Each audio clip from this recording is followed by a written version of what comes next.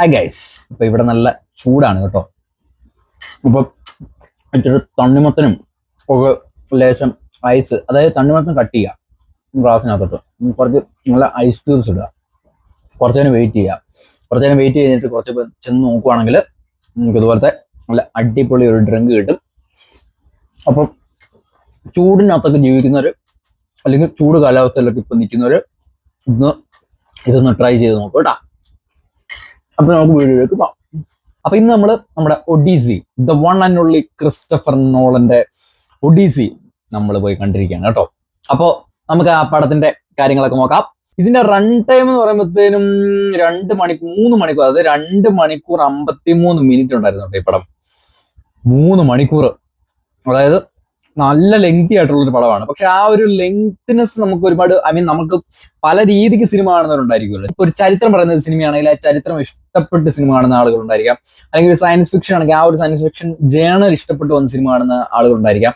അല്ലെങ്കിൽ ഒരു ഹോളിഡേ ഒക്കെ കിട്ടി കഴിയുമ്പോഴത്തേനും ചുമ്മാ പോയി സിനിമ കാണുന്ന ആളുകൾ ഉണ്ടായിരിക്കാം. അപ്പൊ ഇത് ഓരോരുത്തർക്കും ഓരോ രീതിക്കായിരിക്കും. ഇപ്പൊ ക്രിസ്റ്റഫർ നോളനെ പോലുള്ള ഹൈലി ഡിമാൻഡഡ് ആയിട്ടുള്ള മൂവി മേക്കേഴ്സിന്റെ ഒക്കെ പടങ്ങള് അങ്ങനെ ഒരു പെർട്ടിക്കുലർ ജേണലിലുള്ള ആളുകൾക്കായിരിക്കും ഏറ്റവും അധികം ഏറ്റവും അധികം ഇഷ്ടപ്പെടുന്നത്. ബാക്കിയുള്ളവർ കാണത്തില്ലെന്നൊന്നുമല്ല, ഏറ്റവും അധികം ഇഷ്ടപ്പെടുന്ന അങ്ങനെയുള്ള ആളുകൾക്കായിരിക്കും.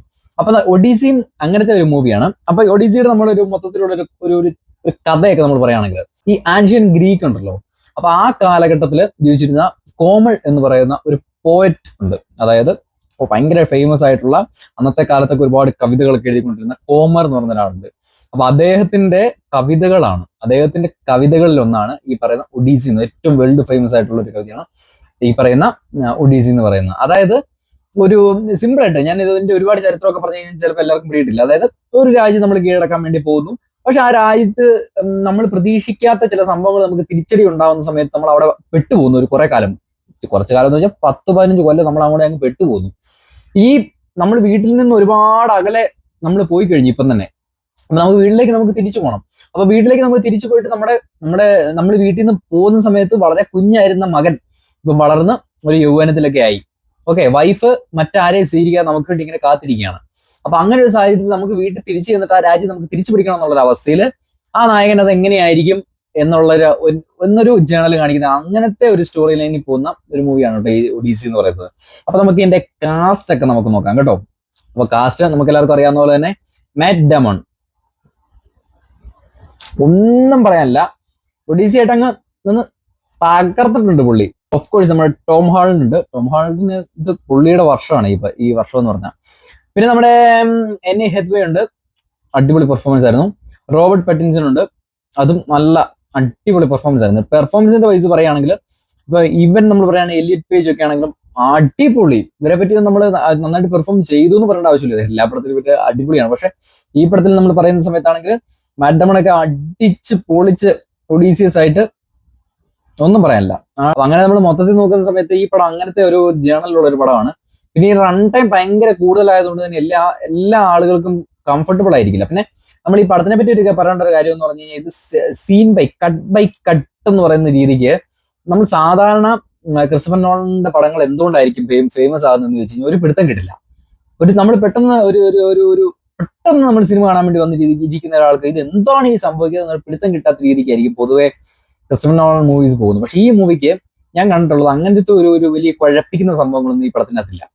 നമ്മളൊന്ന് ശ്രദ്ധിച്ചിരുന്നു കഴിഞ്ഞാൽ, ചെറുതായിട്ട് നമ്മളൊന്ന് ശ്രദ്ധ കിട്ടുന്ന ഈ പടം കണ്ടു കഴിഞ്ഞാൽ എന്താണ് ഈ നടക്കുന്നതെന്നൊക്കെ നമുക്ക് പിടികിട്ടുന്ന രീതിക്കുള്ള ഒരു അത്യാവശ്യം അടിപൊളിയായിട്ടുള്ള ഒരു പടം തന്നെയാണ് ഒഡീസി. അപ്പം കാണാത്തവരുണ്ടെങ്കിൽ ഉറപ്പായിട്ടും ഒന്ന് കണ്ടു നോക്കണം കേട്ടോ. ഇനിയിപ്പോ നിങ്ങൾക്ക് കുറച്ചും കൂടെ ഡീറ്റെയിൽ ആയിട്ടുള്ള ഒരു റിവ്യൂ, അല്ലെങ്കിൽ എന്തൊക്കെയാണ് ഇതിന്റെ സ്റ്റോറി ലൈൻ, എന്താണ് ഈ സിനിമയുടെ കഥ, അതിന്റെ ആ ഒരു കഥയുടെ പുറകിലുള്ള കാര്യങ്ങൾ എന്താണ്, ഈ പറയുന്ന ഏൻഷ്യൻ ഗ്രീക്കിൽ നടന്ന സംഭവങ്ങൾ എന്തൊക്കെയാണ്, ഈ പോയറ്റ് എന്ന് പറയുന്നത്, ഈ കോമൺ എന്ന് പറയുന്നത് പോയറ്റിനെ പറ്റിയുള്ള കാര്യങ്ങൾ, അങ്ങനെയൊക്കെ ഡീപ്പായിട്ട് അറിയണമെന്നുണ്ടെങ്കിൽ കമന്റ് ചെയ്യട്ടോ. അപ്പോഴത്തേക്ക് ഞാൻ അതിനെപ്പറ്റിയുള്ള ഒരു ഡീറ്റെയിൽ ആയിട്ടുള്ള വീഡിയോ നമുക്ക് ചെയ്യാൻ വേണ്ടി പറ്റും.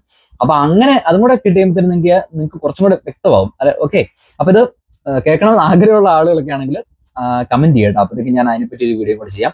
അപ്പൊ ഒഡീസി എന്ന് പറയുന്ന മൂവിയുടെ നമ്മുടെ കാര്യങ്ങൾ പറയുകയാണെങ്കിൽ ഇതാണ് അടിപൊളി ഒരു പടമാണ്.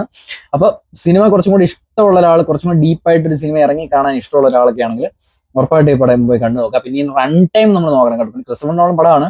റൺ ടൈം എന്ന് പറഞ്ഞു കഴിഞ്ഞാൽ കുറച്ചൊക്കെ ഇടയ്ക്കുന്ന ലാഗ് അടിക്കുന്ന പോലെ നമുക്ക് തോന്നും. അതിന് ചെറുതായിട്ട് ഇടയ്ക്ക് ചില സമയത്തൊക്കെ, അതായത് ആ ഒരു ഇന്റർവൽ പോർഷന്റെ തൊട്ട് മുമ്പൊക്കെ ആണെങ്കിലും എനിക്ക് ഒരു ചെറിയ ലാഗിങ്. പിന്നെ ക്ലൈമാക്സ് പോർഷൻ വരുമ്പോഴത്തേനും ഒന്നും പറയാനില്ല, അടിപൊളിയാണ് കേട്ടോ. ക്ലൈമാക്സ് പോർഷൻ ഒക്കെ ഹൈലി എൻഗേജിങ് ആണ്, ഒന്നും പറയാനില്ല. നമ്മളിങ്ങനെ കണ്ടു ക്ലൈമാക്സ് ഒക്കെ നമ്മളിങ്ങനെ കണ്ടുകൊണ്ടേയിരിക്കും, അടിപൊളിയാണ്. ആ ഒരു ഹൈപ്പിൽ ഇങ്ങനെ പടം പൊങ്ങുന്ന ഒരു സമയമുണ്ടല്ലോ, അപ്പോൾ അടിപൊളിയാണ് പടം. അപ്പൊ അങ്ങനെ നമ്മൾ നോക്കുമ്പോൾ അതിനെപ്പറ്റി അങ്ങനെയാണ് ഈ പടത്തിനെ പറ്റി നമുക്ക് പറയാൻ പറ്റുന്നത്.